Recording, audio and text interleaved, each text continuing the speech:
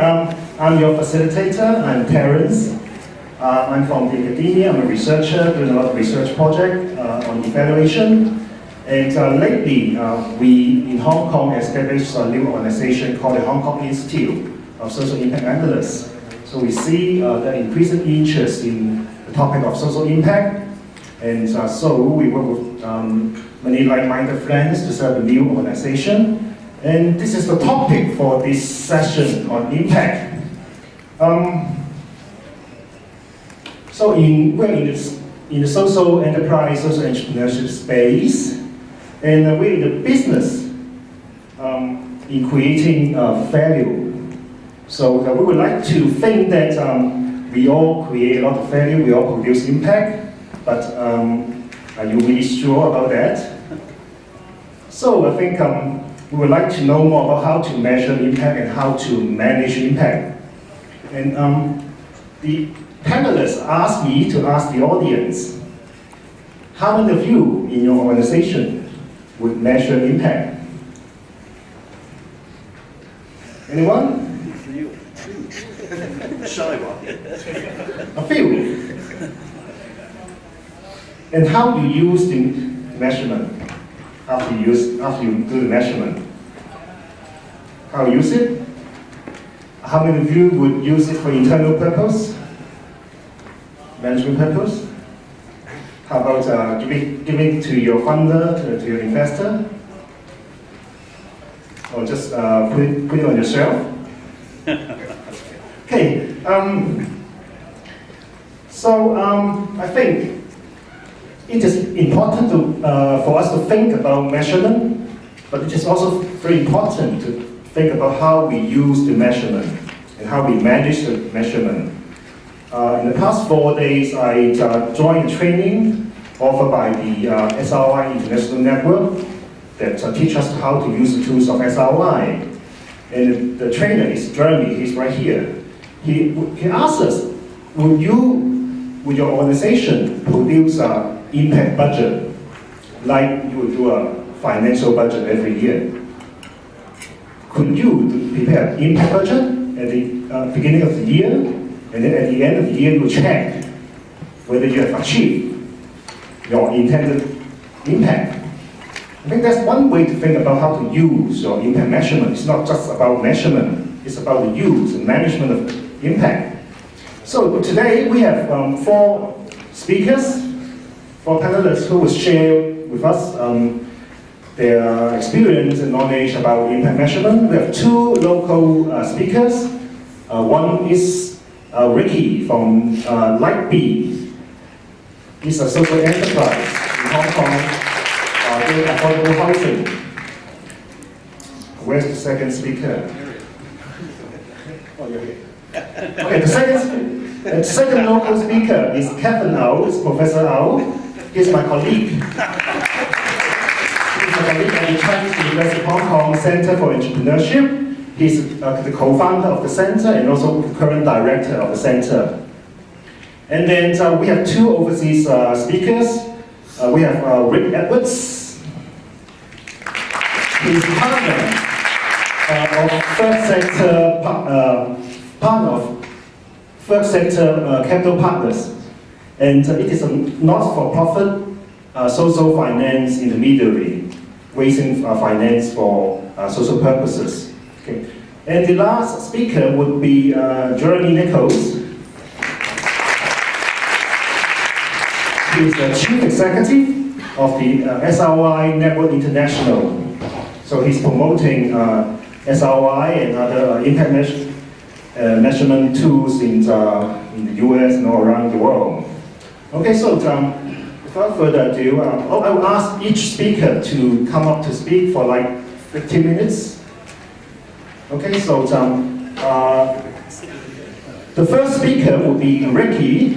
So as I mentioned, Ricky is the Chief Executive of the social enterprise Lightbee, doing affordable housing. The business model is to match some spare apartments with some low-income families. So I'll pass the microphone to Ricky.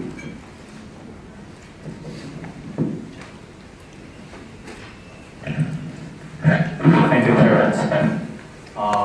I'll do a very, very brief introduction about Light E and Light Home. I assume most of you know about this project a bit. Okay, Light Home is to provide housing to those single mothers and their children in need. But actually, we are not only serving the poor families only. In our business model, we also plan to serve the landlords as well. Actually, we are trying to help the landlords to help the others. Let me put it this way. If you are a landlord own several apartments in Hong Kong, you want to help the others. It's okay for you to take a lower rent. It's okay. But we don't have the mechanism of doing so. For example, if you place an advertisement on the newspaper and tell the public that you have a flat, it's okay for you to take lower rent. It won't work because you will have hundreds of applications come to your mailbox. Or if you go to the real estate agents and ask them to help you to look for poor families, they cannot afford their rental right now. The real estate agents don't know how to help you. They know how to find out rich people to buy flats, but they do not know how to approach the poor people. Okay, maybe you can take your apartment to a social worker and tell the social worker, okay, I can take my apartment and let it to some poor family at low rent. The social worker will be very happy. But after a second, after the social worker cool down, he or she will have problem of how to handle the tenancy management, how to handle the property management, how to draft a lease contract, this sort of thing. So, our service is to provide a practical mechanism for those landlords who want to help the others. That's the basic concept behind Light Home project. And we position our service in a way that we try to fill the public and private housing gap. You could imagine in Hong Kong, when you cannot afford your rent, there are two kinds of public, accommodation service. The first kind is I call it shelter. Shelter is a place for people like battered wife. She run away from her home at night together with her children because her husband beat her. She can live there for a few weeks or a month. That's shelter. Another kind of public housing is what we call public rental housing. Everybody know about it. Once you get allocated a unit of public rental housing, you can live there forever. That's our public housing system. You get something a few weeks or a month, and then you get another kind of housing you can live for lifetime long housing. How about the need in between? Theoretically, the private market should be able to fill this gap of you need a place for a few years. In theory, yes. But in reality, I think most of the people, especially those who live in Hong Kong, know that our housing market in Hong Kong is not a real free market. You don't have choice. The rental per square feet in a subdivided unit is the same as the rentals per square feet of our peak. The luxury apartment of our peak is the same. It's not a real free market. Real free market is like, for example, restaurant. You can have the option of going to Starbucks for a coffee or going to McDonald's for a coffee according to your own choice. That's a free market. But in housing market, our poor family don't have choice. To sleep in the street is not a choice, especially for mother with children. It's not a choice at all. What's left is they cut their disposable income in order to support the rent. They cut their food, their entertainment, and all the other choices of life. So we want to fill this gap. Therefore, we are positioned the Light Home in a special way that the lease period is 1 to 3 years in order to fill this, the gap between shelter and public rental housing. And secondly, we charge our rent in a special manner. Most of the reporter will ask me, Ricky, how you price your like home, how you charge the poor families, what's your discount from the market rate. I always tell the reporter it's a different formula. I'm not thinking of this from a market point of view. Not even a discount from the market, because the market keeps fluctuating every single month. For example, subdivided unit in 2001 was around 2,000 Hong Kong dollar for a month 2 years ago. Now it's about 3,500 Hong Kong dollars. It increased about 75% in 2 years. But the affordability of the poor family has not increased at all. How can they pay the differential? They pay it through cutting the other choices of life, of themselves and their kids. Therefore, I use another formula. I completely ignore the market rent. I charge them according to their individual affordability, so that once they move into life home, they won't feel any burden about their rent. They feel quite secured. They can live there for 1 to 3 years, so that they can make use of this period of time to plan ahead their own future.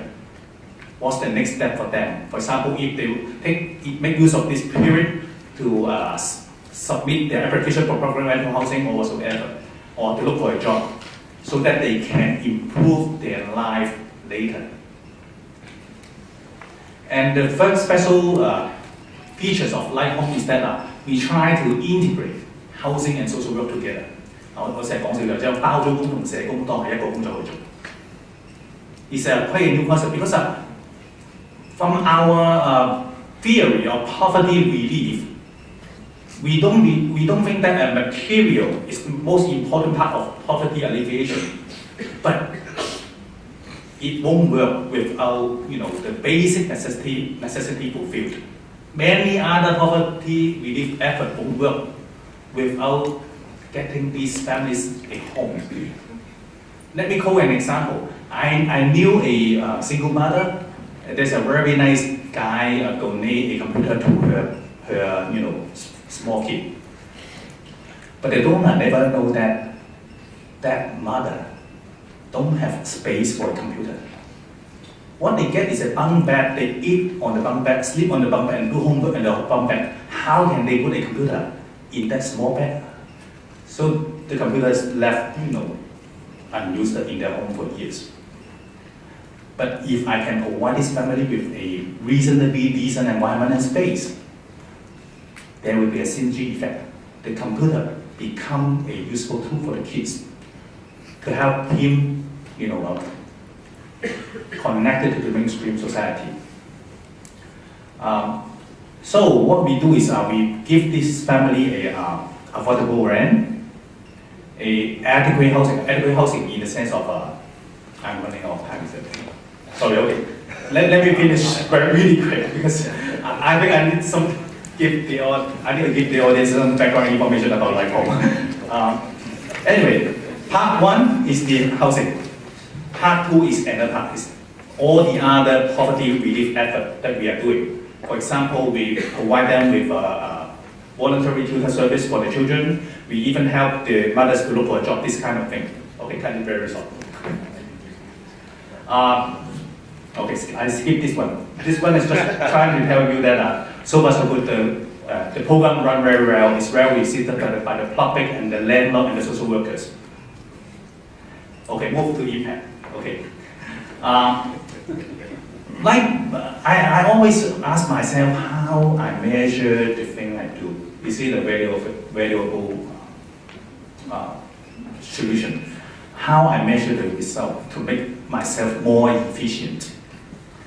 But the more I ask, the more I get frustrated because I do not know how to measure the very important things happening in this Light Home project.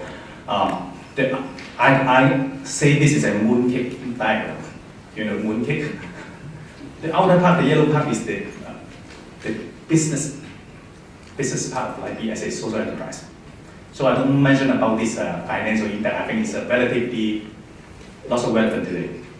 I go to the impact to these beneficiary families. The The first layer, housing impact, is relatively more easy to be measured.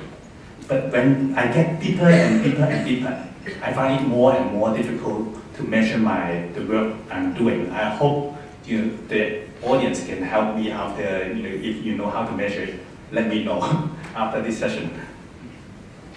Housing impact, this is a snapshot. This is not a full-scale analysis of the things done by Lightbeat. For the rent, I take a snapshot for two-person families to compare it with the average rent of two-person families in subdivided unit now. I just realized that I help them to save around 57% of their rent. Let's say they may have saved $1,000 every month. It's a substantial amount of disposable income for these families. It makes a huge difference between maybe they can start to buy a piece of, but maybe they can only afford instant noodle before, but now they can afford some meat or vegetable or fresh food. I also try to measure the space. I realized that for those two-person families living in light home now, their average space per capita is increased by 72% compared if they're living in a subdivided unit now. Because they get much more common space. A living room with a table so that the children can do homework on the table instead of on the bed. This sort of thing largely increase the space they have. And also, the Light Home program has improved their quality of life in terms of essential facilities. Essential facilities means toilet, kitchen, and water. Around half of those families live in subdivided unit now don't have either toilet or kitchen or water. Anyway, they miss some of this. But after they move to the Light Home, they're guaranteed they get all the essential facilities. But to me, I think the most important part is the third part, is the tenure of tenants. It means the lease period. I knew many of these less educated single mothers, when they live in subdivided unit, they do not know how to deal with their landlord. And actually, many of them don't even get a lease contract. It means they are not protected. The landlord can kick them out from their room anytime. That's a big piece of source of insecurity when you do not know how long you can live in your home. That's a very important part. I do not know how to measure their security get improved, but I think that most of you will understand. If you never know when you will be forced to evict by your landlord, you feel very insecure. You don't feel like it's a home for you. Okay, go to the second layer. How many times I have left? 2 minutes, okay. Second layer is life changes. Okay, how can I do it in 2 minutes? That's a very difficult part. Many things happen to my tenant. For example, they get something is very important but very difficult to be measured. For example, some of my single mothers, before they move in, every time I talk with her, they cry. But now they get much more smile. Before they move in, one of the single mothers get many pimples on her face. But now it's gone. She looks fine. Before they move in, one of the small children is suffered by development disorder, language barrier. But they make good use. The mother make good use of Light Home and then put it together with some social service supported by Anyway, yeah. I can tell you, the first time I go to visit them in Light Home, the kids cannot look at me. And second time, he start to look at me. And third time, start to say hello to me. And now he will run to open the door and talk with me in less than half a year. This is the sort of thing I think is very valuable and important, but a bit difficult to be quantified in a systematic manner. But anyway, I've tried to do something together with Hong Kong Polytechnic University to measure how they get improved over the last 1 year. in terms of their quality of life, living environment, social network, job motivation, and learning motivation. And you can see the impact through this diagram. That's one of my tenants. And okay, I skip this one. I don't have time for this. Anyway, I just want to say that like home is a very sticky tool. It's a very effective platform to plug in the other poverty relief effort and multiply the impact to the recipient of these efforts. Okay, that's the third layer. I find it even more difficult to be measured. To measure the impact of this layer is society's engagement. I have, starting from February of this year, I have 50 to 60 media coverage so far. Just one single media coverage 2 days ago from Apple Action News, 250,000 Hong Kong people has viewed this 3-minute news story. The impacts keep multiplying and the news spread all over the society. I received 20 to 30 calls over the last 2 days. Everybody phone to, but ask us how can they help. 6 landlords called me in the last 2 days. Volunteers, donors of small electrical appliances, voluntary tutors. So many people want to get themselves engaged in this movement to help the poor families in Hong Kong. I'm a businessman over the last 20 years. I know the value of staff engagement. I could imagine how would we shape our society if we can get a significant proportion of our citizens engaged in the important social movement. Engagement it makes a huge difference. And lastly, but not the least, is I call it the moral development. I do not know whether this is a right description or not. Anyway, this is one of my landlords. She's very happy to let you make good use of her place having these mothers. She's so happy that she started to tell her friend in the church. She's not a Christian, but she gets some Christian friend in the church. After she tell her friend, it just happened. Another lady in the church, her husband just passed away.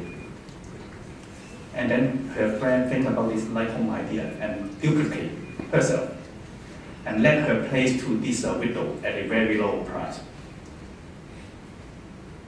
This lady is not a very, very rich person. She get 2 flats. One flat is for her own, residential use.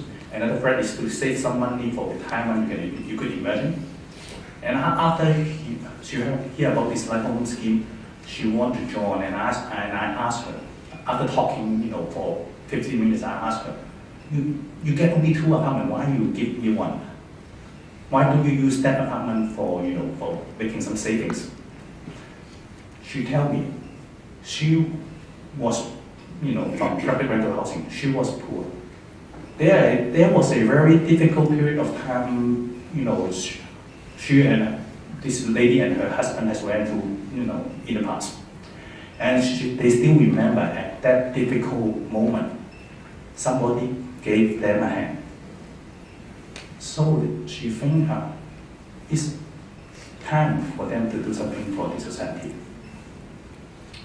I think that's what we need.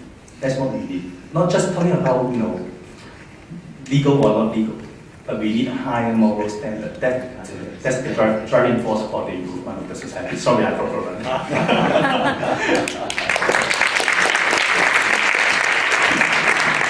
Thank you very much, Ricky. So Ricky's social enterprise have many layers of impact, and he's talking about the rippling effects of his work. Go many, many, many layers. So how could we account for all those impacts? So and then Ricky's work, he had 1 light home early this year. Right now he's approaching 10. So I asked him, can we have 100 next year? Could we then? The question is, how do we find the homeowners, and also how would we find the finance. So the next speaker would be Rick from the US. He will talk about the latest development in innovative social finance products for helping the social sector to generate finance. So,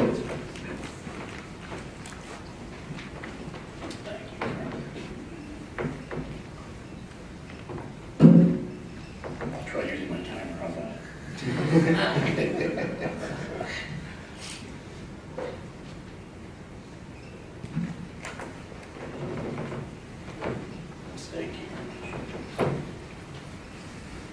Thank you for inviting me. I've lived in Singapore before and worked there, and have been to Hong Kong many times. So it's very nice to be able to get back to Hong Kong and spend time with all of you. I'm very grateful I'm a partner of Third Sector Partners. What that really means is that we are a catalyst in the United States at this point where we actually work together very closely with city, county, and state governments and trying to work around program design, structuring of what we call social impact projects around Pay for Success, a mechanism called Pay for Success. I talked about that yesterday. I'll expand on that again today. And then actually go out and arrange the capital for these transactions if they get to that stage.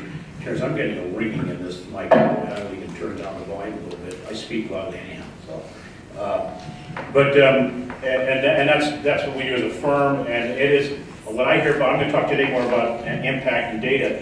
Is that there's a mammoth, it's a data revolution going on in the United States. There's an impact revolution going on in the United States. I'm going to give you an exact deal that we're live on right now to talk through that. And it all centers really around something called Pay for Success. You've heard about it in Australia, you've heard about it in the United Kingdom. It's going on in different in parts of the world. It's exciting the way it's now progressing in the United States itself. But in essence, what's happening, and the governments are very keen on this, is we're taking what I call really one-directional cost reimbursement contracts for social services that the government would hand out for the social service, needy social service programs, and we are introducing a feedback loop into performance-based contracting.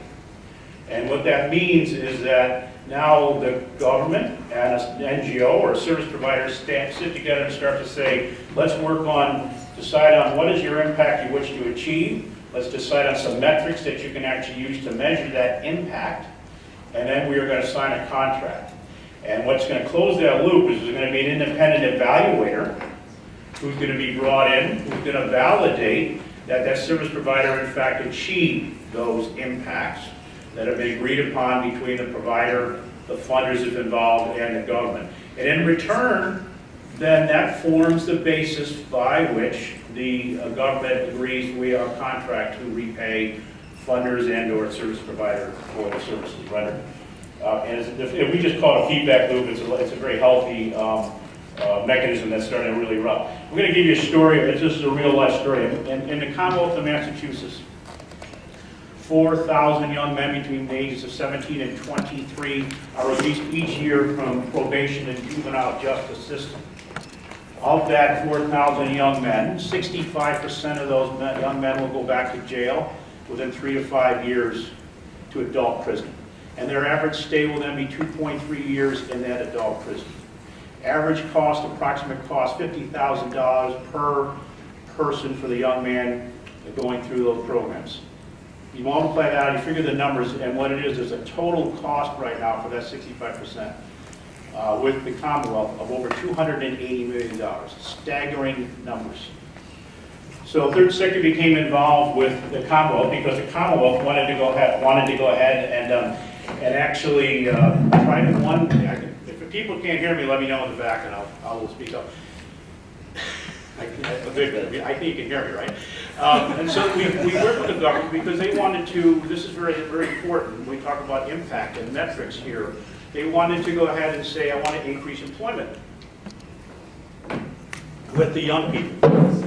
But then in addition to that, they were looking at this population I just mentioned, and they said that what they wanted to do was go ahead and see if they could reduce recidivism, meaning that reincarceration that I talked about. And they wanted to then also, as a third metric, increase job readiness. So now I have said reduce recidivism, improve job readiness, and then improve what we call sequential months of continual employment. In this case, we're using anywhere from three consecutive quarters and upwards from there. What's important here is that we then work together with the government, and they said that's what we want as our impact. We're going to get to dollars later, but the point is, here's the social impact I'm trying to achieve. They chose the metrics. We worked with them and said, here are the metrics by which you will then go ahead and achieve that impact or not. And at that point then began to bring parties together to develop what we call the Massachusetts Justice and Workforce Deployment Program, which we hope to close within a couple weeks, knock on wood, which will be the largest in the world, $38 million. It is a lot of different funding mechanisms that are going to be creative, but what's really behind all of this is that there's a general agreement amongst all these project parties, and I'll mention them in a minute, to actually achieve both a financial impact for the government and a social impact for the government. Double bottom line impact at a minimum. And that's all predetermined well before you worry about a transaction. And what's important here is that gets everybody on the same page. We're seeing this model now across a lot of different governments around the United States. And we call it almost readiness assessment. We call it by many different phrases. And it brings everybody together on a collaborative basis to say, listen, let's decide and make sure we're all on the same page in what we want for impact, what we want as a measurement of metrics for that. So what's important to tie together here, for at least from my experience, is that if you are going to go through and evaluate what we believe to be these metrics, it takes time. In the United States, it takes 3 to 5 years. So during the time of evaluation of those metrics, how can you help scale those social service programs up? How do you fund a service provider? Well, we fund them what we call social innovation financing, people call SIVs, DIVs. It's a family of innovative financing tools that can be used. The government can fund it. The service provider can also have their own financial wherewithal to fund it. But one way or the other, they have to fund those operations until the evaluator actually verifies that we are having successful impact.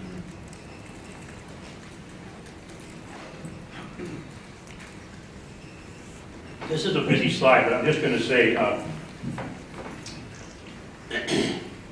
in summary, because I know we're moving on. In summary, what we decided to do here in America, because of we call it the big data dump going on right now in the States. There's never before been the ability to reach into government databases and be able to mine data as a normal byproduct of government day-to-day operations in the U.S. So we have gone in the state of Massachusetts, and there's something called CORI data. It's important. It has a long historical record of any criminal behavior, any criminal person that was arrested in the state of Massachusetts in that age group, in that untreated population. Huge ability then to say this is really reliable data that's historical over here. All of a sudden over here becomes the new preventive program in which we are going to achieve those 3 metrics, and we're going to, in fact, improve that 65% down towards a target of 22%. The only way you can do that is to have that impact data here that says this is actually what's already happening and would happen anyhow if no preventive program existed. That's called counterfactual. And over here you've got that untreated media group that you can actually go ahead and start to work on treatment on this new preventive program. And we in this case, and I know that Gerald understands, we're doing a randomized control approach for the Massachusetts project. It's considered the gold standard. I'm not saying that there are many different evaluation methods to use, but I think I would comment from what I'm reading, because I don't pretend to be the expert in RCTs, is that historically RCTs cost millions of dollars, a lot of money, were very expensive, and they tend to disrupt the social service programs, et cetera, as they went on. We're seeing evidence that we can now do, most importantly, because I'm now narrowing down the number of metrics, that we can actually do RCTs. I won't tell you the number, but ours in Massachusetts is extremely inexpensive. And that we're going to be able to do it at an inexpensive cost, and it can be done on a movie basis, not at a point in time any longer. So I do think that the RCT and other evaluation processes you'll probably hear about today, are very strong, and if we combine that, obviously, that's only possible because we've got good data that we're starting to mine on the historical side. Real quickly, here's the parties that are involved in Pay for Success and Impact and seeking innovation and impact in government. I'm going to move right along to my slide on Massachusetts, but just see government, obviously is very important. And I'm pointing out here, we pulled together many different departments within the Commonwealth of Massachusetts. And this is very important because a lot of them didn't know that they were impacting the impact. Investors are brought in if need be. Service provider, in this case, we went with a single service provider. Instead of doing a collective, you could do a collective group of service providers. Important point number is the independent evaluator. Hired to do complete validation of the contractually agreed metrics, and only when the independent evaluator comes back and stipulates that the service provider has successfully achieved its performance and social outcomes, will the government trigger what we call a Pay for Success contract and make success payments, called Pay for Success contract, and make success payments back to investors of the service provider.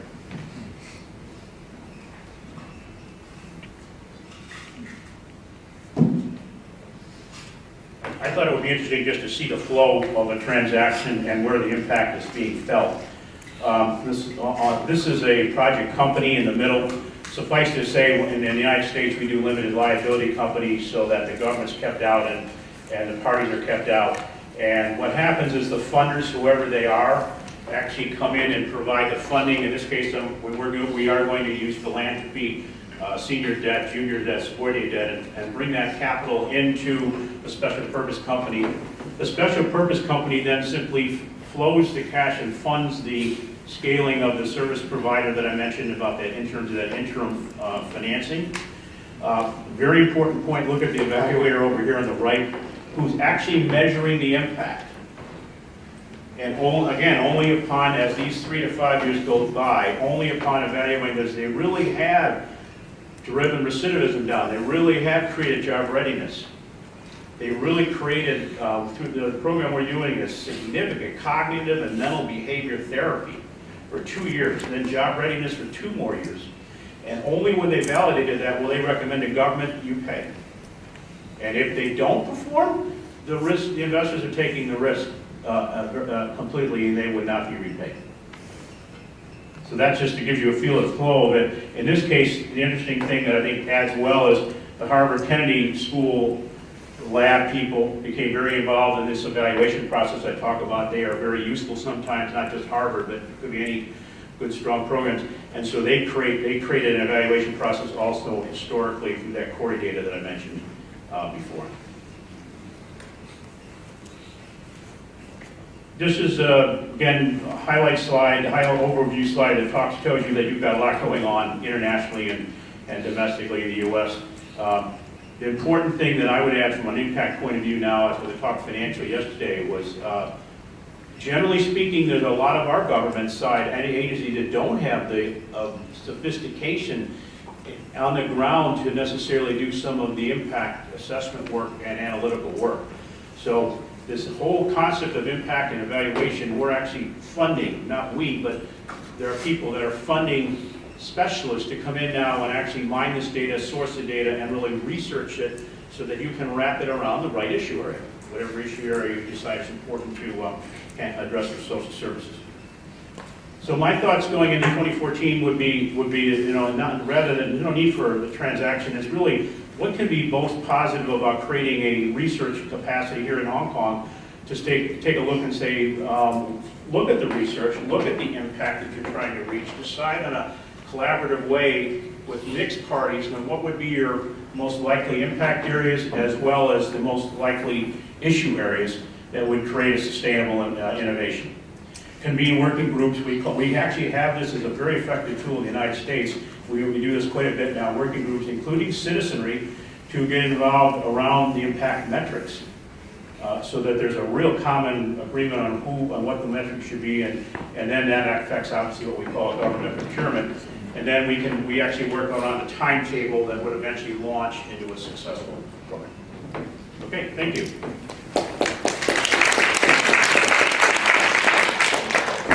Okay, thank you, Rick.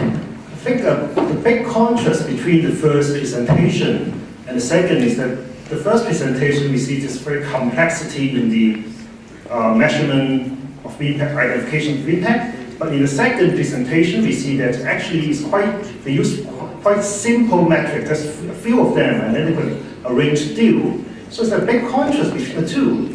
So the first speaker, Professor Au, actually he will discuss from the perspective of the supply of the capital. He will talk about the donor, the investor. He had just completed research on the high impact individuals in Hong Kong and how would they be interested in entering into the social enterprise field. So I will leave microphone to.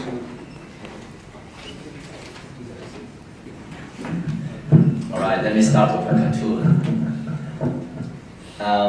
This research, well, we have like over the years, we have a lot of people, individuals, and their family who were able to make a lot of money and accumulate wealth.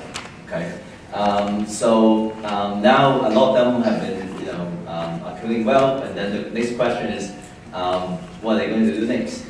So this is a report that we just finished with. I have a few copies.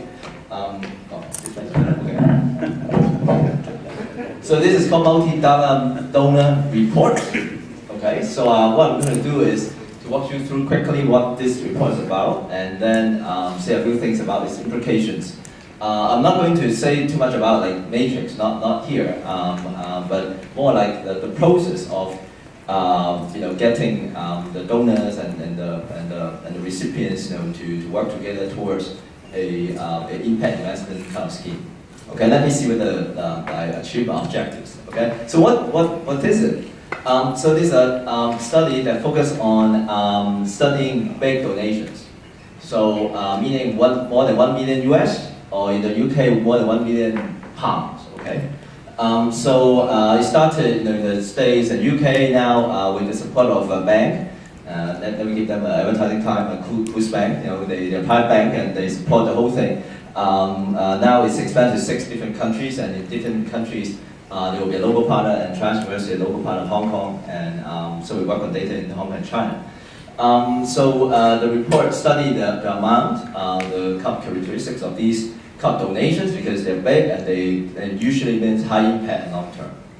And so we also look behind the motivation of people doing it. What's the focus of the donation? What's the journey of this donation?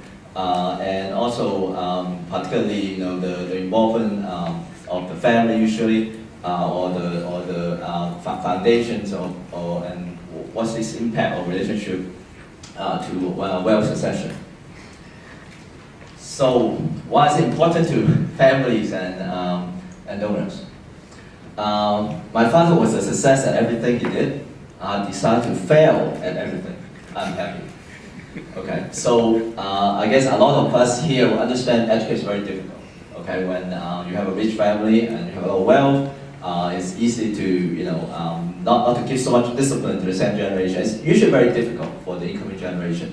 So education and involvement of the second generation or incoming generation, let them understand what is wealth, is extremely important.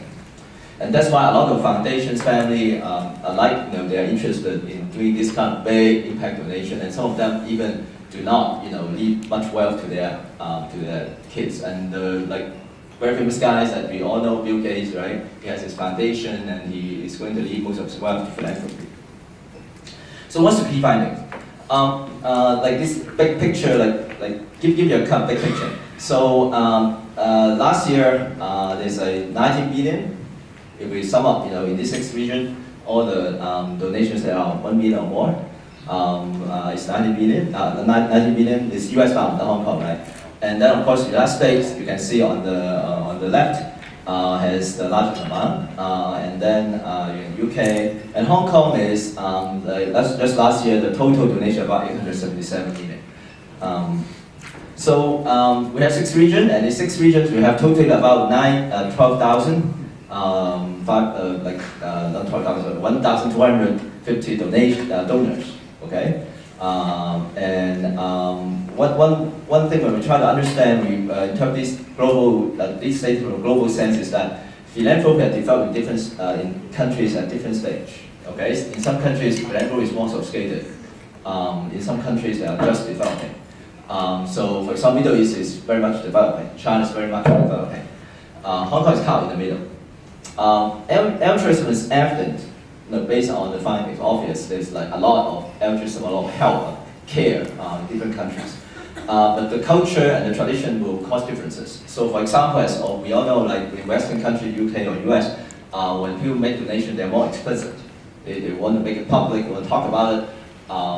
And whereas in Middle East or China, it's usually more implicit. We don't usually talk so much about it. Education is the most popular choice among these donations. Okay, so university, research, and most of the donations actually are invested or you can donate at home. Okay, except Middle East. We can explain, like if you're interested, we can talk about it a little bit. Foundations give more money in number, and individuals give more in amount. So there are different foundations, right? Foundations give a lot in numbers, but usually the individual, usually wealthy individuals, are the people who give the largest amount. And across the world, there's a growing in professionalism. How to give, how to measure. Social impact, social investment and impact investment are picking up around the world. Okay, although they are like as I just said, different state of development. And now a lot of the family and foundation as well, when they do philanthropy, they try to relate it to wealth succession and also education of the second generation. Okay, so that is a very important trend. Okay, Hong Kong. Out of the 6 regions, let me say a few things about Hong Kong. So in Hong Kong last year, the 104 like $1 million donation. Okay, most of that is in around invested in Hong Kong, some in China, but 70% of that is actually in Hong Kong. And the dominant amount is about 10 million Hong Kong. And you can imagine, right? So it's like a round number, how much? 1,000,000 啊, 500,000 啊.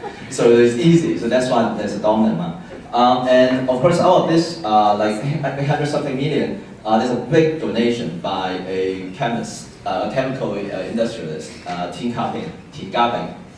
I guess quite a lot of all the local audience would know who he is. So he made a huge donation of 257.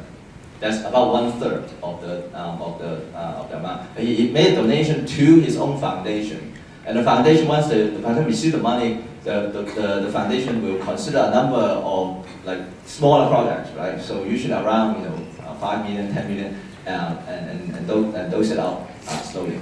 And we all know Jockey Club, the major donor of Hong Kong, gave the largest number of donation, although not the largest amount.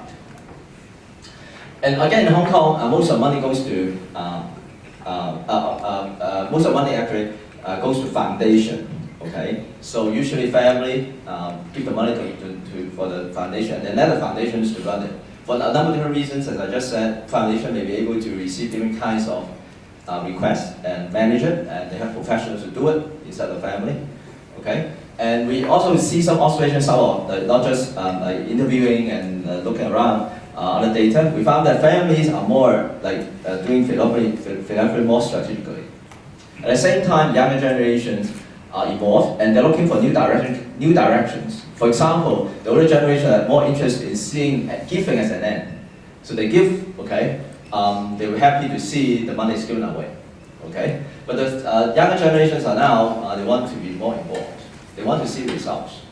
The direction of giving is also different. The younger generation are now looking at social purpose, a non-traditional social purpose, and also for projects that are outside Hong Kong, around the world. So it could be global issues like global warming that the first generation not care too much about, but the second generation are different now.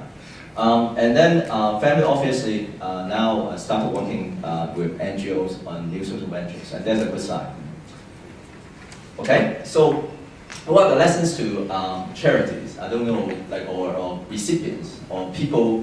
Some of the audience here thinking to get money, right? So there are several. I think it's I have this slide, lessons to charity, and then the next slide, lessons to donors. And I think it's more like the reason why I want to put together these two slides was let you see that there's actually a procedure, and the procedure is like a dance, right? You have dancing, you have partner.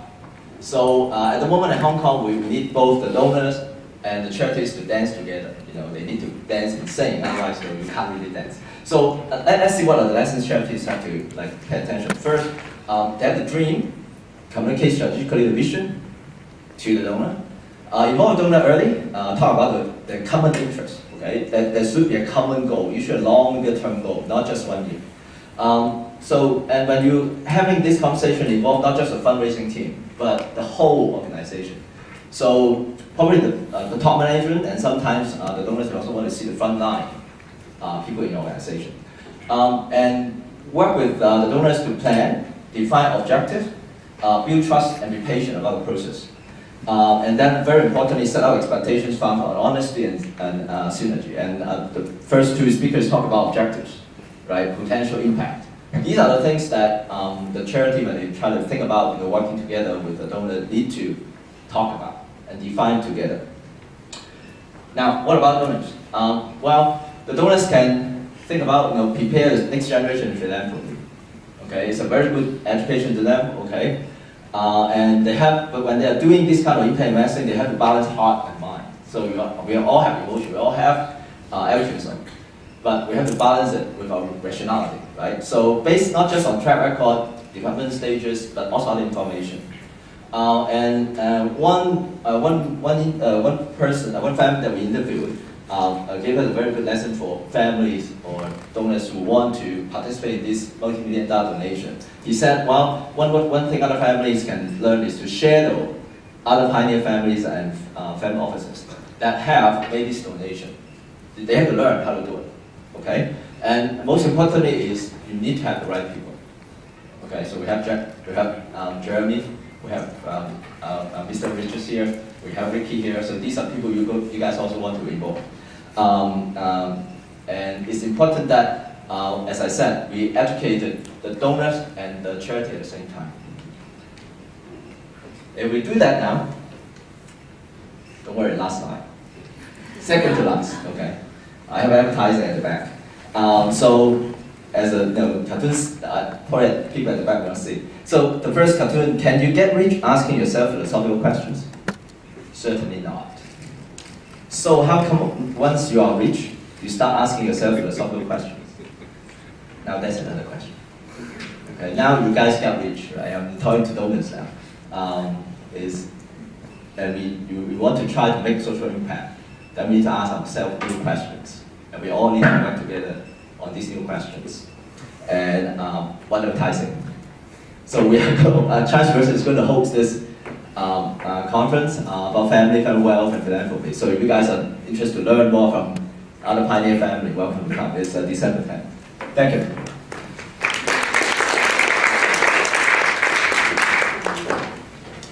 So Kevin tried to offer some comments on the perspective of the donors. So in my personal involvement with the many social investors, my criticism would be that many of them pay lip service to impact measurement. So here we have some findings in the really emphasis on impact, but have they done enough to try to enhance impact measurement in their projects? So I think there are challenges and opportunities from the donor side, from the investor side, and also from the social entrepreneurship providers like Ricky's social enterprise. So the last speaker is Jerry Nichols from the SRI International Network. He will talk a little bit about the challenges and opportunities for both the donors, investors, and the social enterprises on how to make use of measurement. Jeremy.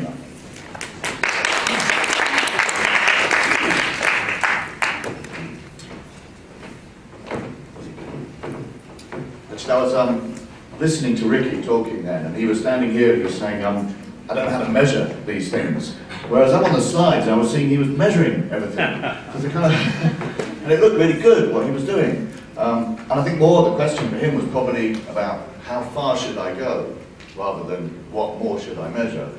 And some of the bits that I suspect you might like to think about moving will be the reflection on what would have happened anyway, the benchmarking, the control group exercise that we were hearing about through the form of randomized controlled trials. Because in the end, if you don't test that question of what you've done by reference to a control group, however you might do that, you do not know how much of a difference you have made. You really don't, and that's a challenging question. And so I think for this conversation about how do you measure, it's not really that hard, and I think you've shown you can do it. I mean, it takes some time thinking, but you can do it. Actually, the hard bit is the challenging questions that it asks us about our practice if we're doing it well. Now, I am, as you said, the Chief Executive of the Social Return on Investment Network. We have about 850 members, I think, in about 40 countries, and it was fantastic to be here last night at the launch of a new national network, which Terence is now worrying about and responsible for, which is great. I'm also, though, a director of a social enterprise in the UK called the FRC Group, which, amongst other things, does bulky household waste contracts. He referred to us as we set a social value budget. We have a financial budget, but we also set a social value budget. And actually, we're also involved in performance-based contracts. We get paid more if we overachieve on the outcomes that are in our contract.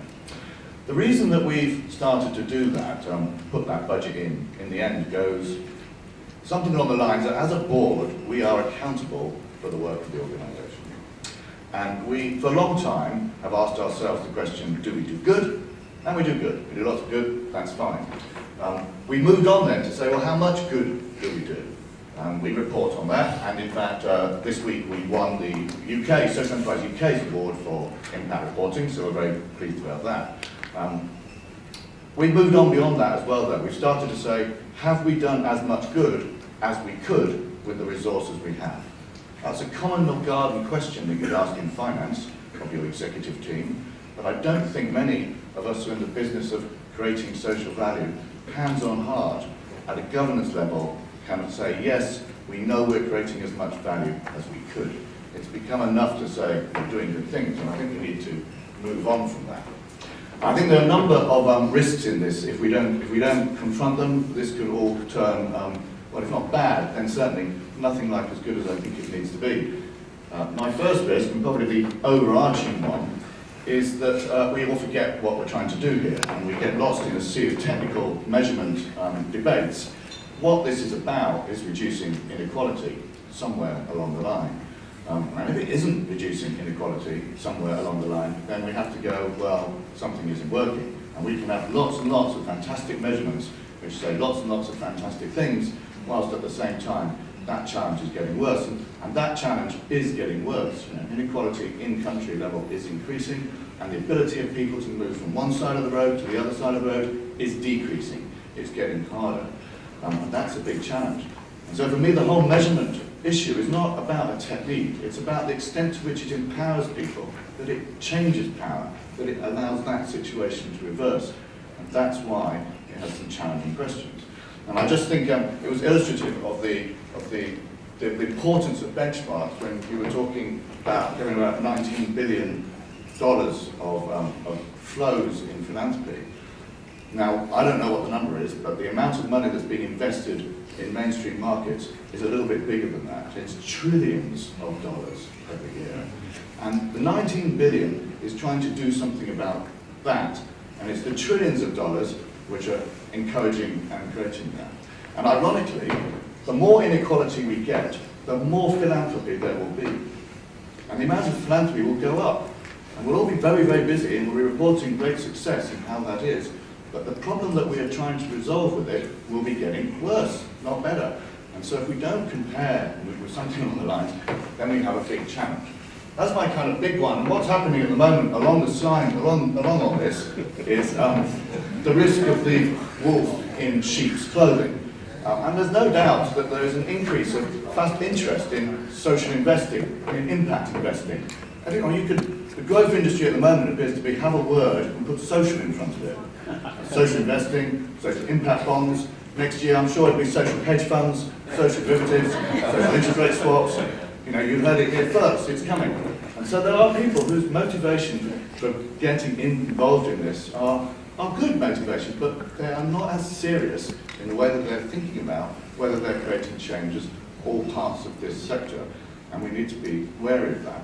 And that's not just an investor challenge, I think it's also an organisation challenge. It's very, very easy for everyone to start this new field of everyone becoming social enterprises, but there's so many times I speak to impact investors or I speak to social enterprises and still say, what are you measuring? And we asked that question at the beginning, you know, are you measuring your impact? And there's a kind of shuffling of feet, because they're not, the truth is, or it's coming soon. Now that is getting better, there is a growth in this, there's no doubt. So it's not bad news, but there is a danger that we kind of can almost push out the good, the bad, from too much of the bad. And that's not, maybe seem nice to say, but I think it is a worry. But at the same time as the wolf in sheep's clothing, you've got the other problem. And the other problem is that human beings are wild optimists. And it's a pretty good thing that we are wild optimists. Otherwise, I don't think we get out of bed a lot of the time. But not only are we wild optimists, we are completely capable of misleading ourselves. We are fantastic at self-delusion. Cognitive dissonance is, you know, the psychological research shows that if you believe something, and someone comes along with some evidence which shows that isn't the case, what happens is that you believe what you believe even stronger than you did before. And that's the part of the human condition. Now, if you think you're doing good, you will generate information that shows you are doing good. And when someone comes along and goes, I don't think you're doing so much good, you'll go, I don't really want to hear that. Yes, we are. So we've got, you know, a risk of generating another industry of measurement, which is not really measuring what is really happening, it's measuring what we kind of hope is happening. I'll give you an example of where this is a good example actually, because this can go both ways. Solar lighting in Africa, generally seen as an excellent thing. It provides light in the evenings. And what is the reason this is a good thing? It's because children can work on their homework longer, they'll get better educational results, and they'll do well. And we've been paid to do that. Our investors are giving us the resources to do that, and we're measuring it, and it's all fantastic. There's no doubt we find that some children are doing well. The trouble is that some children are also being involved in child labour longer as well now. It just isn't all good news story, but the only thing that we're measuring is the bit that we want to see happen. In fact, there are some other things happening. And it's good that we understand what we want to achieve and that we start measuring that more effectively. But it just isn't enough. This story is a good one because what was actually found to be happening at the same time as children were able to study longer and do well, is that, and you'll have to think this one through a little bit, is that the pregnancy rate went down. You worked that one out yet? Everybody went to bed later than they were previously. That's a positive but significant outcome of a particular intervention. And we need to be willing to be accountable for not just the things we hope are happening, and even there we need to test ourselves to be sure that they really are at the scale, but we need to take into account not just what we want, but what is happening at a wider level. The quote I found on this, I think it's fair enough, is possible no one in this business is really being that random about the information they find. I think there's a danger that we just collect information which supports what we want to see happening. And we are then in danger of deluding ourselves.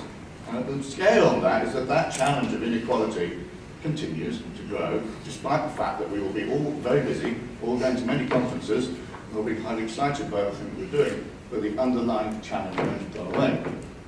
At the same time, I think there's another challenge, which is that we make all this far too difficult.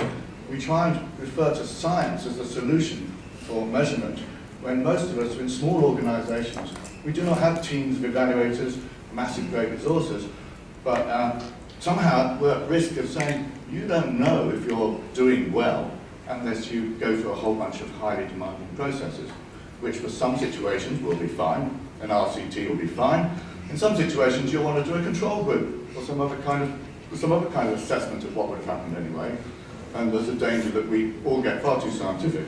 Now the analogy for this, for me, is financial accounting. Now in the world of financial accounting, there are a number of things.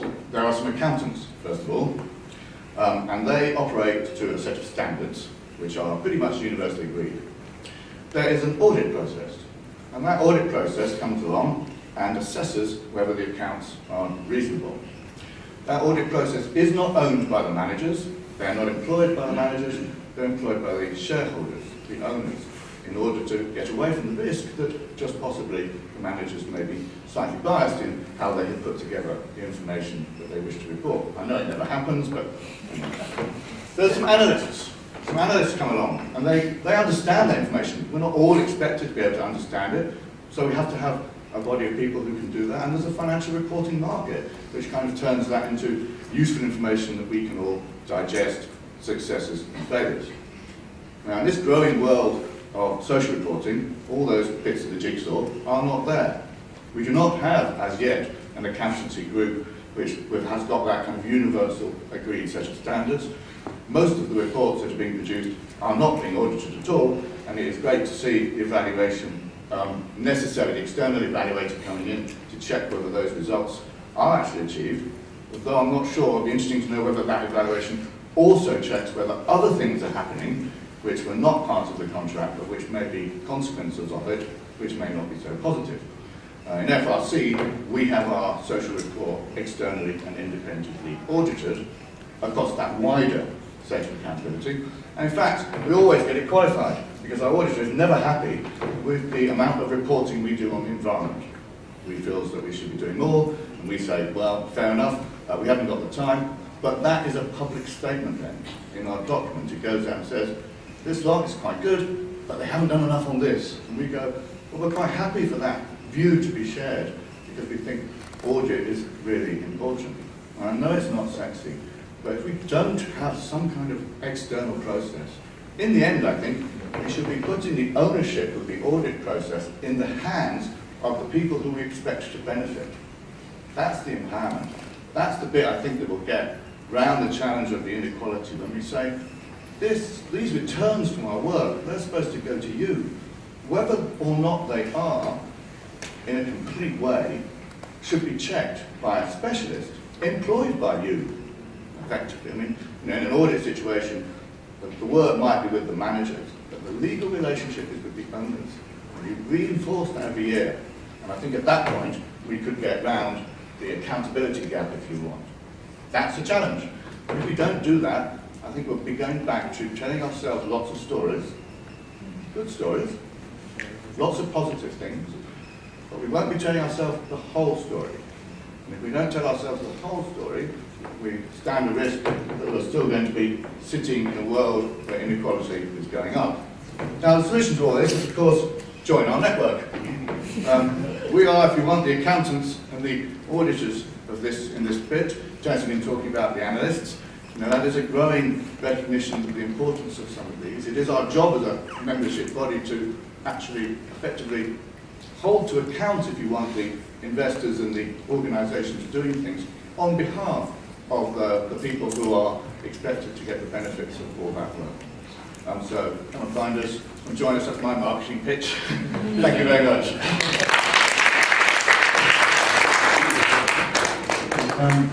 May I invite all three speakers come on stage. So Jeremy talks about risk that I would term I use the social enterprise will cherry pick the impact measurement. They always find a good measurement and then ignore the not so good or even bad measurement. So there's a big risk for everybody in this space.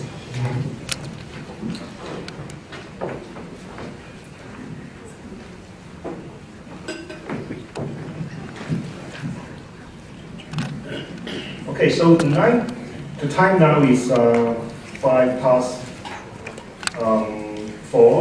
So I guess we could have like a Q&A session for like 30 minutes. So I will take the privilege to ask the first question. So we have Rick and Jeremy here. They're both intermediaries. So my first question is, in terms of measurement, how much we should rely on the professionals and the intermediaries, and how much we should build our own capacity, say, in social enterprise, and also for the donors, even though we don't have a donor here, but we try to use that perspective.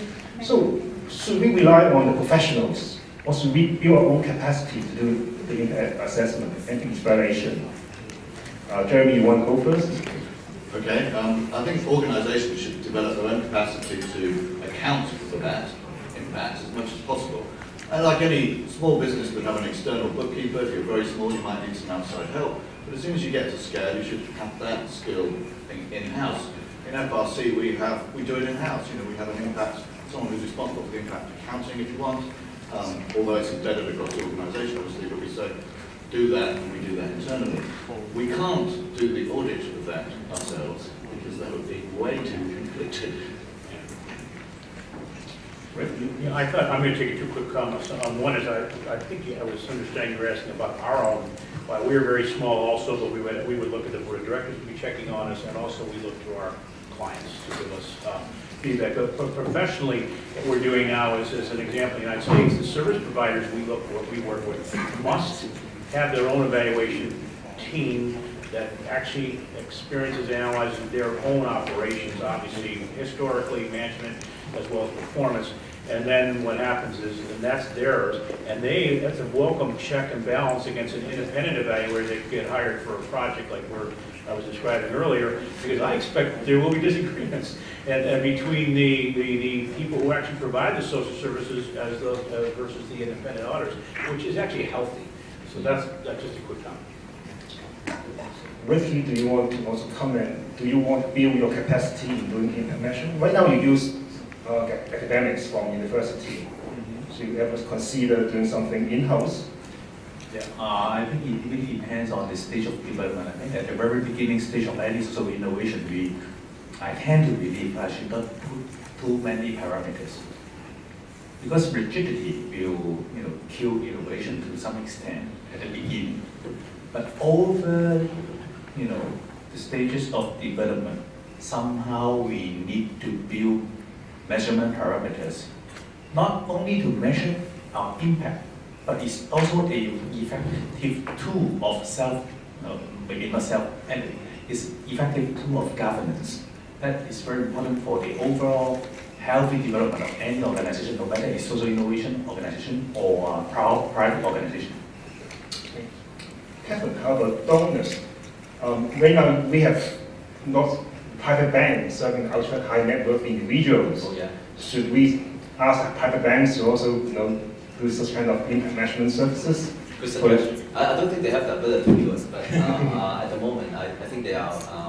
Private banks make money, if I can digress a little bit, make money through getting the wealth to manage, right? So they will only look at certain families or managing impact as a service. So it's kind of difficult for them to develop themselves into professionals.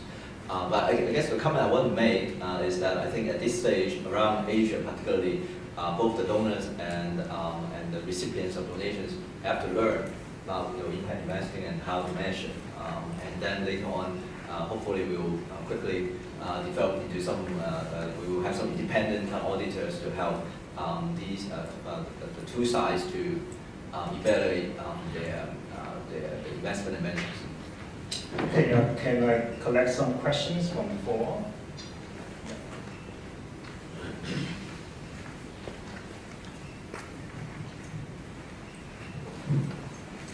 Hello, I'm Eric from Taiwan, and I'm curious about one thing is that we know that the government have to focus on public interest, and I think that's the same as the social enterprise has the same goal.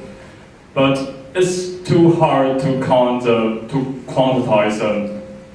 the impact. Can you tell me how do you quantize this to make everybody to believe that your study is true and practical? I want to collect a few more, and then so we can come back together. Yeah, lady in back. Okay, this one first. Hi, my name is Nancy. I work in the investment bank here in Hong Kong.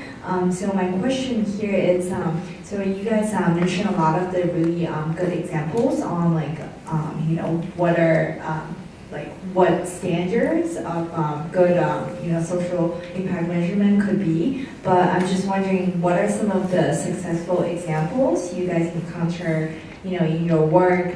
I know Ricky mentioned about, the percentage of area, the family, the increasing percentage of area. So I'm just wondering, what about if you guys have, other successful examples in that regard? Examples. Let's get one more question to the back, lady.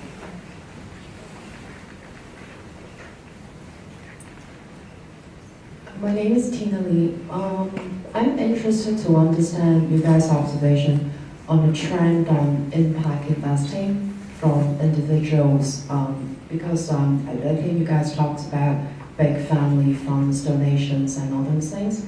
I think this is something still fairly new in the Hong Kong market, so I'm interested in you guys' observation in the trend on how individuals can kickstart in impact investing, whereas in social enterprise. Okay, so we have 3 questions. One is about more technical one, how to quantify the impact. And then we have second question about some examples of successful way to, some enterprise have done in the measurement. And the third is about some general information about the impact investing for individuals. So who would like to take? Jeremy, you want to take the first question about quantification? Is it necessary to quantify everything? Well, obviously not. It's necessary to measure anything that is a material or significant effect of your work on other people, I think. And I think it is possible to do that. There are things to think through when you do that. I think it's really important to differentiate something here, because there's sometimes a confusion. There are many different types of impact. And we have no view as a network what they will be. They will be specific to your context and the people you're working with and whatever's happening in that area. And because there are many different types of impact, there will also be many different ways of measuring them. And we don't have any view about that either, particularly. You need to know that the measurement that you're using shows you whether that impact is happening and whether it's going up or down. But there's so much available now. I think 2 years ago there was a challenge in finding ways to measure some of the impacts that people were seeing. I really don't think that's anything like the challenge that it was, and that most even the ones that you were talking about, I think, obviously then you show the slide of the work that you've been doing, which all measured it, it's fantastic, it was on a scale, but these things are doable. So lots of variation there, and we should keep that. I think it would worry me if we came out and said these are the fixed things. However, I do think where we do need the consistency, therefore, is around how we decide what it is that we're going to measure. That's the bit where, what do we put in the box? That's what financial accounting actually does, despite what we may think about it. Most of the interesting debates in financial accounting are what gets into the box. And that's where we need a level of standardization, which again is possible, but I think we need to separate out standardizing how we think what gets into the box from the fact that there will be many things in the box, and they'll need many different ways of measuring them. But in your example about the pay for success instruments, actually the measurement is quite simple, right? So can you comment on the question about quantification? There's a couple quick comments. One is that if you're an investor, I'm a former investment banker, and the due diligence you would do to fund these types of pay for success transactions, if you're going to use private financing, the due diligence is quite rigid around the cash flow model that's developed, and is really, I can't tell you hundreds of iterations that are run on those cash flow models to actually get comfortable enough around the quantification of the metric we talked about. The reason for that is because under the contracts of our pay for success deals, you can't get repaid unless that rigidity is there. So that's almost a little overbearing, but still necessary in these early pilot projects. On the other side of it, one thing we're discovering from our work with the government, which is really fascinating to me, I can't quantify this shit at all. It's the intangible benefits of mental change in procurement approaches by the people like you, any of us, are sitting in a room, and all of a sudden we're getting, I'm just going to say we're getting more sophisticated about how we look at and what we expect from people and for services rendered. That's not I can't quantify that, but it's a powerful thing that's going to happen, and it's happening now, and I think it's fairly intangible impact. But so there's a couple different ways to look at it. Okay. Okay, yeah. For the third one about how individuals may be able to participate in impact investing, I have like 3 comments. I'm not sure whether I can answer your question. One way to participate in that is that there are a few emerging group of people. You can even say that they are their funds as well. They're trying to pool their resources together and start investing in some emerging social enterprise. So SBHK would say is one of them. You also have about Seoul Asia, and so it's possible. Some people are looking for these funds. And then in Hong Kong, there's also a kind of organization called Hong Kong Business Angel Network. Okay, so we call it Hong Kong BAN. I'm one of the directors. We are interested in more investing in technology-related ventures, but at the same time, there are like some ventures coming in that have social nature. So you may want to check that out. Second way to involve is, I think you may think about whether you want to play a role like Ricky. So Ricky is now involved. I don't know whether he has his skins in the game, meaning whether he has put capital in one form. Okay, but by involving with trying to solve some problem, work with NGOs, it's possible that you will get involved and you make some of your investment yourself. And the third way to get involved is there are quite a few competitions or awards on social ventures. So these are usually younger people who have new ideas and they probably have a prototype. And if you look around for this competition, for example, Chinese University organizes the Hong Kong Social Enterprise Challenge every year, and you will see some of these new ventures, and you may want to kind of work with them to see whether you will have an opportunity to invest in them in the future. How about some good examples on impact reporting, impact measurement? In local social enterprise scene in Hong Kong is quite difficult because we heard a lot about good stories about social enterprise, but very few of them really do impact measurement. If we wait one year, can we get some good reporting from you? Okay, I'm not an academic. I was a marketing guy over the last 20 years, so I think of everything from a marketing and business point of view. For me, measurement is a matter of communication with my investor. You need to know what they want, and their needs are very different in different contexts. And in the context of a landlord, what they need, the basic need of a landlord is not figures. The basic need of a landlord is to tell them that their flat is kept in good condition and they receive their rent, in time every month. That's their basic need. That's not, but this in the long run, I can make a figures of, I pay my rent punctually, 100% fulfilled, this sort of thing. But you need to think from the perspective of the recipient of the information. And secondly, every measurement is, quantifiable stuff usually measures the outer layer of the return. I'm not saying that is not important. They are very important signs. Everybody needs these figures. But deep inside, the one who contribute their property or effort to my work, I know they need something else, something of high level. Whatsoever you call it, I call it satisfaction. The landlord need to know what they have done really help the others. And I need to communicate this message not only through figures. For example, I will bring my landlord to have some dinner with the tenants in my home so that they can see how these families changed over the last few months. Talk to them directly, get a feel how they feel. That's the important part because satisfaction comes from helping the others. That's the way I So communicate this, impact with my level. this relates to the point we discussed in the very beginning. What's the use of measurement? So, Jeremy, you want to comment? Yeah, I'm going to disagree if you don't mind.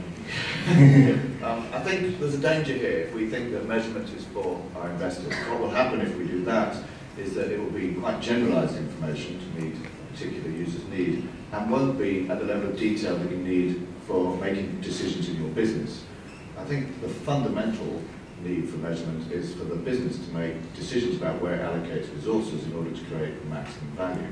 If it has an information system to do that, which needs to be driven by the board in order to have that conversation, it will be easy to select information from that for the investor in the package that they do. But I think you should build this from a business need information. I would certainly agree with the business need bit. And then from that information system, you can take stuff out to your investors. And that's what we, I think, got wrong in FRC, actually, because we started with an outward-looking reporting process, and then we realized that actually that wasn't really good enough for us to use it as a decision-making tool or a way to have good board conversations about resource allocations, just kind of re-engineer it internally, which is what we've been doing over the last year. I think we want good examples of this. One of the other award schemes in the UK is called, supported by Government of Scotland, is called SE100, and it is a listing, if you want, of social enterprises on the basis of their business performance and their social impact reporting. FRC didn't win that one this year, came second, you know. But there's a lot of organisations on there with a lot of accounts now. They're doing a lot of good reporting, and it's a very easy place to go and see. And it's open for anyone anyway to get involved. And I would encourage businesses here to rate and list on that as well, so that we get that global sharing of information, which is what we think we need much, much more. The weird thing in this workspace is that financial markets, all accounts, pretty much businesses, certainly any listed business is public. You can all go and look at it. It's all shared. Reporting on impact is generally not shared. And it's no wonder, therefore, that we're not building the commonality that we need because we just don't have enough examples to debate. Sure. Can you also, yesterday you mentioned about the case of the Puma. Oh, yes. And the case is not social enterprise, it's commercial operation, but it's a really good case, right? This is my favourite example. I think it's brilliant. If you go and have a look at it, it's Puma, the shoe and sportswear company, and they produce an environmental profit and loss account. So it's not the social side of it, but it's the environmental. And it breaks out the environmental impact across a number of key areas, whether it's water or greenhouse gases, and it analyses it across its main areas of operations, down to its fourth tier supply chain, which is a long way down, and it's on one piece of paper. And the chief exec talking about this is, we have this big sustainability report thing, difficult for me to really use or read. On one piece of paper I can see where the material, the significant environmental impacts are, and I can get started on trying to reduce them. They came out with a figure of 145 million, which is a public shared statement of what they thought they would cost in the environment, and that would have been about 70% of their annual profits that year. And I think that is a significant shift in change where people are going to be thinking about reporting on their impact. Thank you. So, more questions from the floor?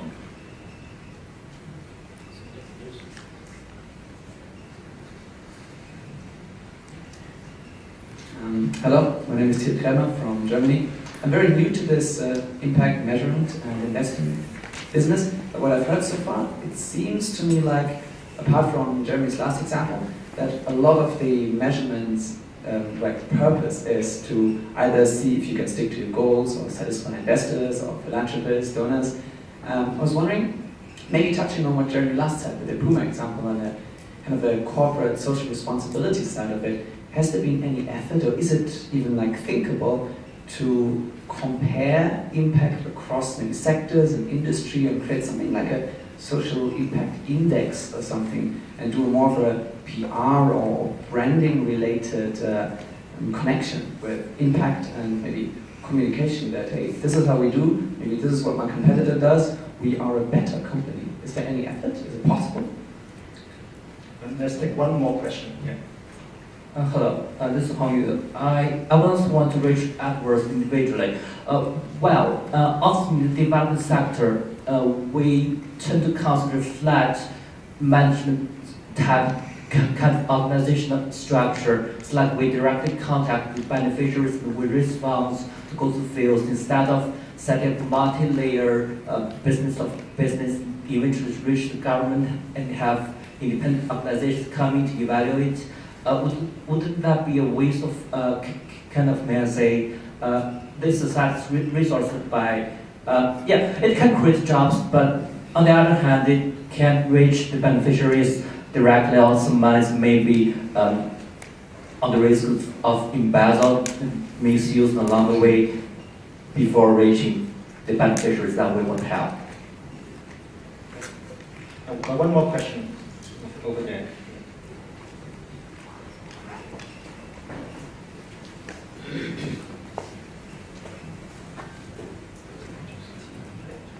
My name is Anka. I'm from Hong Kong, from the Hong Kong Society for Reputation, the Center on Research and Advocacy. Actually, I think all the sharing is very good, but what the reality we encounter in Hong Kong, especially, is that many funders, even including JC, sometimes they may not grant the money for the evaluation part.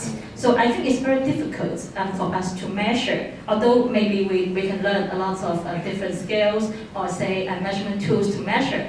And for such things, we not only measure the evaluation of the effectiveness, but also the sustainability. So you can see that it takes a lot of time, and it will be longitudinal. It takes a lot of resources and human, I think, observation, experience, and let the funders come to see or say to meet the clients, etc.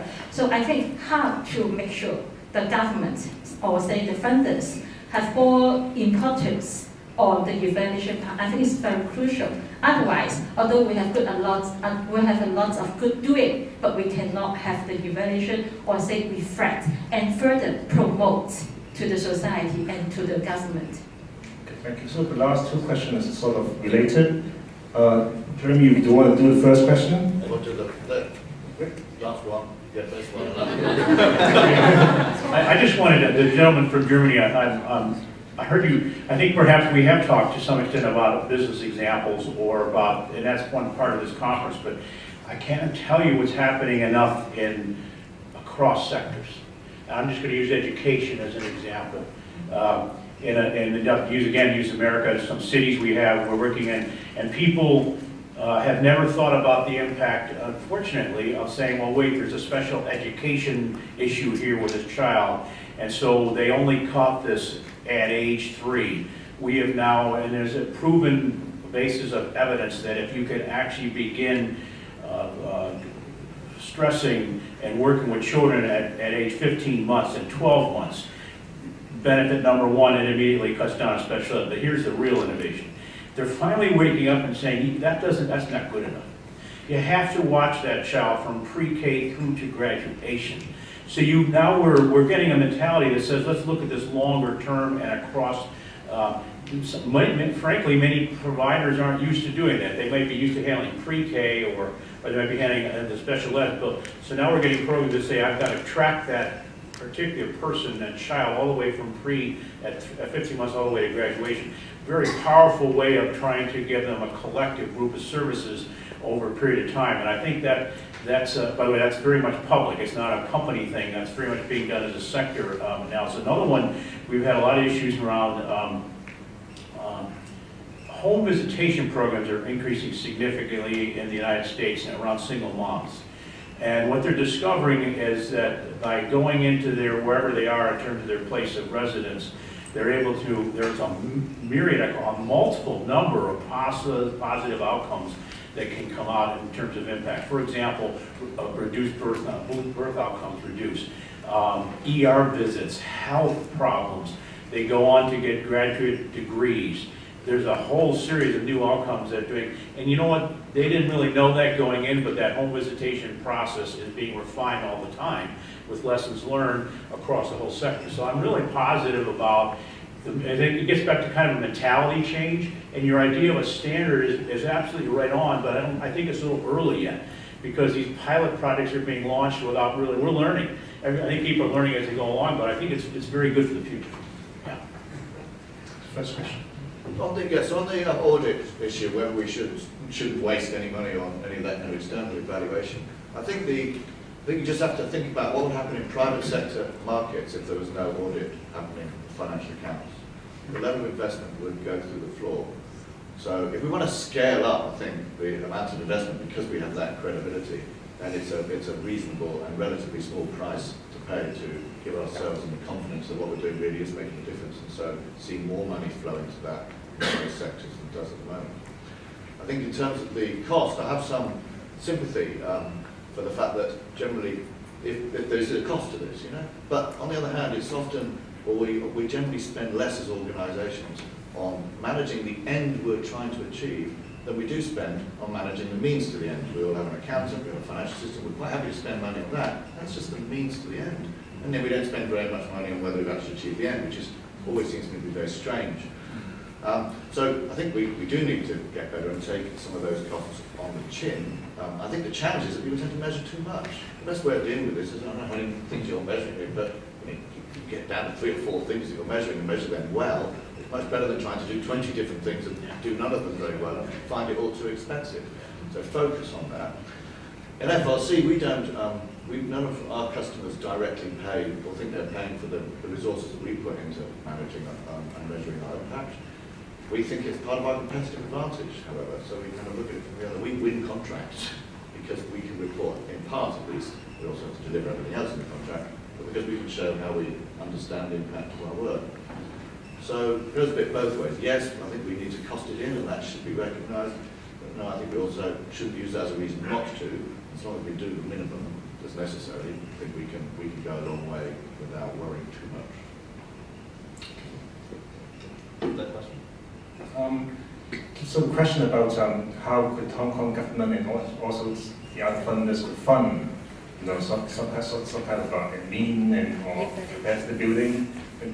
Captain, you're involved in some government committee. Could you comment on some of the developments? Yeah, I guess the local guests we know that the government has put together a 500 million fund on social innovation and social enterprise, and quite a large part of the money for the first year we will put into building up the capacity to encourage more social innovation and social enterprise.